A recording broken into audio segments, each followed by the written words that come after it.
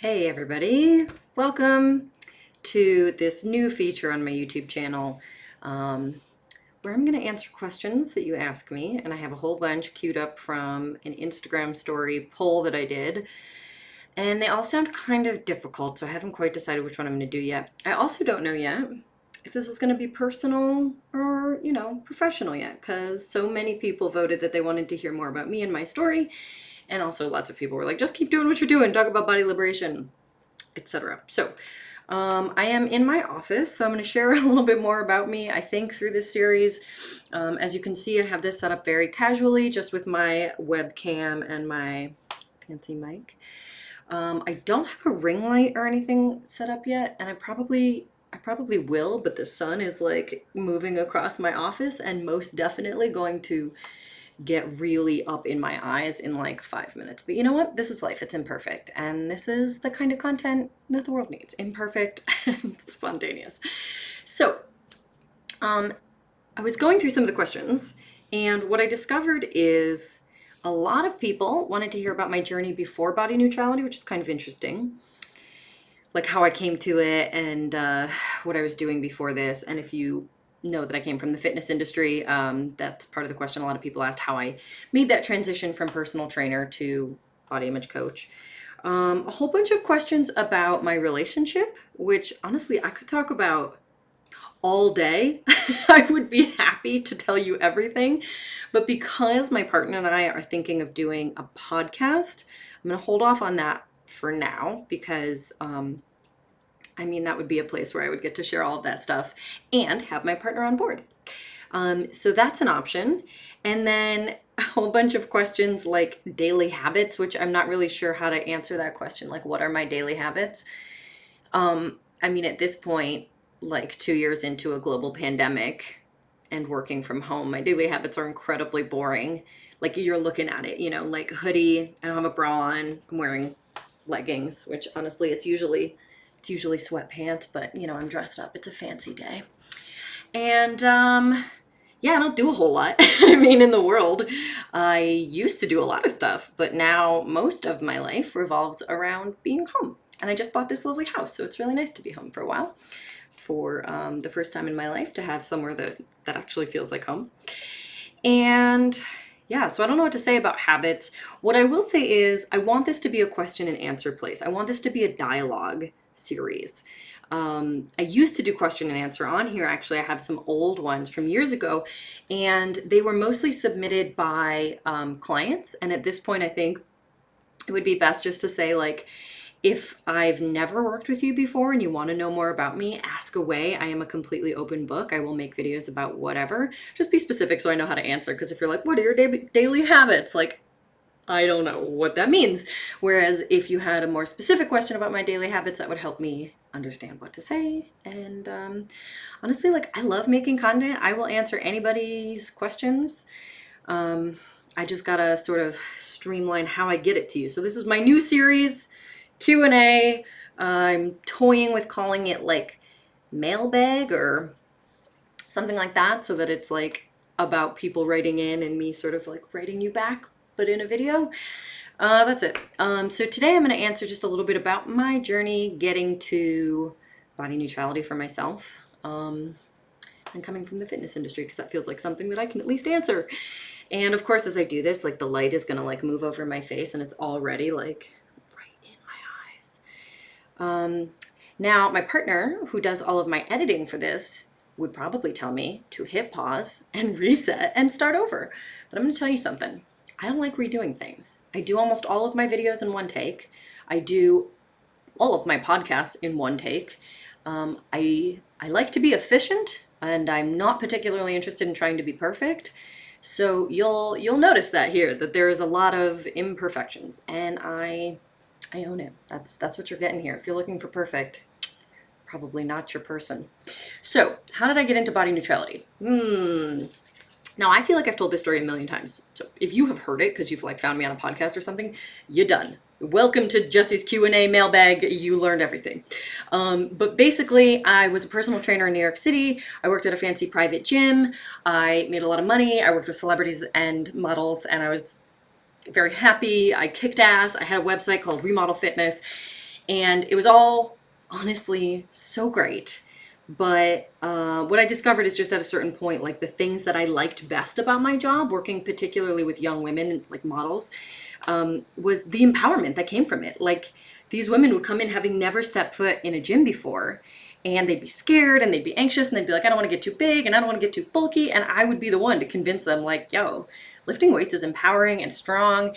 And if you actually want to like change anything, lifting heavy is the way to do it. So I would get these, super like conventionally attractive, really light women to like deadlift twice their body weight and stuff. It was a joy. Honestly, I loved it. The thing is, they were still mostly paying me to do a job I couldn't do, which is to make them feel confident in their bodies, to make them feel worthy, to make them no longer feel insecure in their bodies. And so they came to me in the hopes that by changing their bodies, they would change the thing they really wanted, which was like, I feel insecure and anxious and unworthy. As I'm sure you know, if you follow any of my work, no amount of looking different is going to change that. It's just not. So it didn't, and I got frustrated. I think probably they got frustrated, but I got frustrated because I was like, I'm tired of having the same conversation with people over and over and over, where they're like, okay, so like I lost inches, I lost weight, my butt is bigger, my waist is thinner, all these things are great.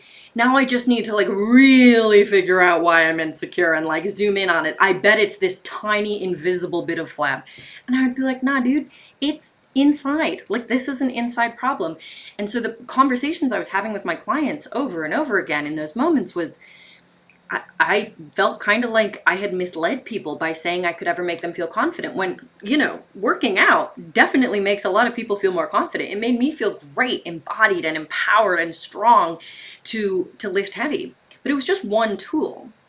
And it wasn't a complete tool. And it wasn't, for a lot of my clients, it wasn't the tool they needed to feel how they wanted to feel. So ultimately, I moved away from that. I got my life coaching certification through IPEC. IPEC, which they're awesome and I highly recommend them. And if you do decide to get your life coaching certification through them, by all means give them my name, because they do like a recommended network. And honestly, they just were wonderful. I would recommend them even if they didn't do the finder's fee recommendation thing, because I learned so much, and they gave me the ability. Look at this light right now. Good Lord. They gave me the ability to do the work that I do now. So I will be forever grateful, and I really loved the program. But essentially, I just learned a bunch of new skills, and I found my way to doing the work that I do. I moved out of New York City. I built, a brand new website. Basically, I left the fitness industry and committed myself to this journey. I think at the time I probably called it body love or something like that. I didn't call it body neutrality for a bit because I hadn't heard the term before. But I knew pretty quickly during that transition. I lived in Costa Rica for a while. I lived in Thailand for a while. I was living places that I could afford so that I could live on savings, because I had left New York City and was trying to make a living online and didn't know anything about business, didn't know anything about computers. So it was a huge struggle. Like, I often think about how obvious it seems now when people meet me. They're like, oh, but you figured this out. Like you know so much about like business stuff. And I'm like, I know so little except for what I needed to know. I figured things out because I am a problem solver, but I knew absolutely nothing. And I spent a lot of those first couple of years like really struggling, like really frustrated, really overwhelmed. Working for myself is something that I had kind of gotten used to, but working for myself online outside of the gym setting was really difficult. I was doing a lot of writing, which was great. That was one of the reasons I wanted to do it. I love writing. I've always wanted to be a writer. But I just didn't know what I was doing, and I wasn't making money, and I didn't know how to monetize, and everything was just so hard. And my website, like, oh my God, the amount of time I spent crying over some tech glitch that I couldn't solve, that like in the middle of the night I'm like trying to fix some random button that doesn't work, and I've like accidentally erased my homepage for some reason, and I'm just like, what am I doing? I don't get it. Honestly, like it was within the last couple of months that I just learned like some really easy shortcuts on the keyboard that I had no idea about, because I don't know anything about computers. It was like Command Z. So if you know what that is, then just be aware you know a lot more than I do about computers, and I am fully aware and embarrassed that I should probably have known that a long time ago. But that's the thing. I came in completely unaware of anything, and I made it work. Through sheer grit, I would say. A lot of privilege, undoubtedly, but at the time, just I had no plan B. So I was going to make it work.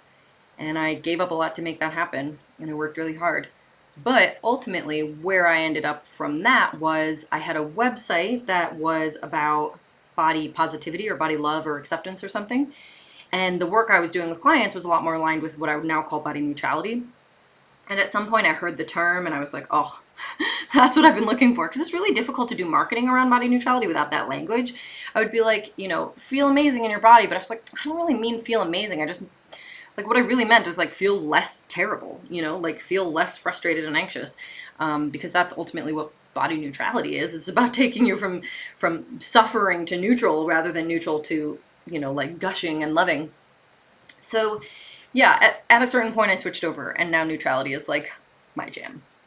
God, I don't really know what else to share other than I have gone on my own journey. Like, I was super lean and fit when I was a personal trainer, and my body has changed a lot since then, both because a bunch of years have gone by and I've gotten older, and also because, you know, I moved out of the city where I was like living in the gym basically because that was my full-time job, and also traveling a lot, and my priorities are different, and I went through my entire like anti-diet recovery phase after I left New York.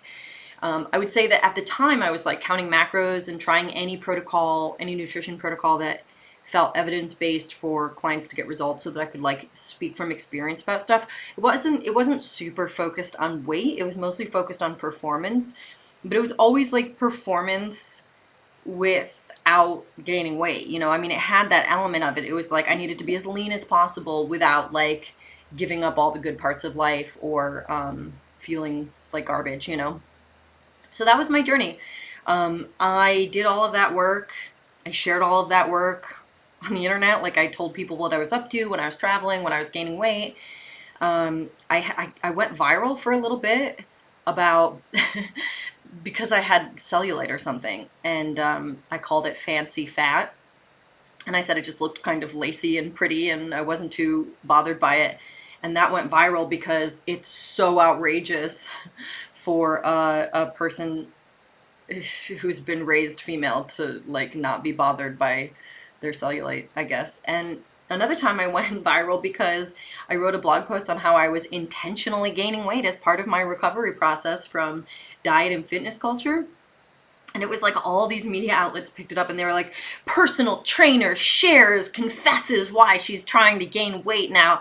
And it was just absurd. And they were like all puff pieces, but I mean, they were a big part of how I realized what a need there was for the kind of work I wanted to do, which was like, geez, man, like, it should not be revolutionary for me to be like, I'm okay with having cellulite. And also, I'm like intentionally gaining weight as a form of my recovery from like disordered habits around food and exercise. Like, that should not be controversial, but it was. So yeah, everything just kept pushing me down this path. The work that I did with clients kept pushing me down this path. And now I feel really comfortable saying like it could have gone a lot of different directions. But it was always like folding in the work I was doing. You know, I'd get feedback from clients. I'd work with a different population of clients than I'd worked with before. I would work with a client whose life experience was totally different than someone I'd worked with before. And all of it was rolling in, and I would do a lot of writing around it to process it. And I would do a lot of processing in my own journaling, my own thoughts, my own conversations with people. Like, I am obsessed with this work. And so I found my way to a place where I can say, like, this is work that I've created, whereas it started out being like, what's out there? I eventually realized like the work that I wanted wasn't out there, and so I've created it. Obviously, it's on the backs of like so many people. I mean, just body liberation, for example. I didn't freaking invent that, you know, like I didn't invent any of this. It's just I'm pulling together what I've learned, what I've seen, the patterns that I've noticed, the books that I've read, the teachers that have taught me, like the coaches that I've worked with have helped foster all of these connections. So that's how I've gotten to where I am. I've invested a lot in myself financially, energetically, emotionally. I believe in growth more than probably anything else. And yeah, I mean, I'm just like, I'm all in on this work. I'm so passionate about it. I really feel like it took a long time to get to what feels like the core of what I always wanted to do, but this is it. And when I created the avatar system, I did that honestly, in part just so that I could more clearly talk to my clients about it. But then also I was working with a business coach, and it was also in part so that I could market better and like share with people what I do. Because a big challenge is like, I have incredible results with my private clients, but I didn't know how to tell people the work what I was doing. And so I was trying to come up with better language for that, both to explain to my clients and to make it go faster, to like increase the efficiency of our work together, like to get through that early hard part where you're trying to figure out like what are your body image issues really about, and also so that I could talk to people about it publicly, where they would then understand better what it is that I do and what body neutrality is. So that's where all that came from, and it's turned out to be just so much bigger than that, and just so incredible. And such a huge part of my business and my work now. I think that's everything that I'm going to share for today, but I want to encourage you to submit your questions. For now, I'm just going to leave it open and say you can submit any personal question that you want and any question related to my work that you want, and I will provide a link for you to do that in the caption. So I will just check those when I make these videos every so often, and if I get enough interest in both, maybe I'll do 2 different series.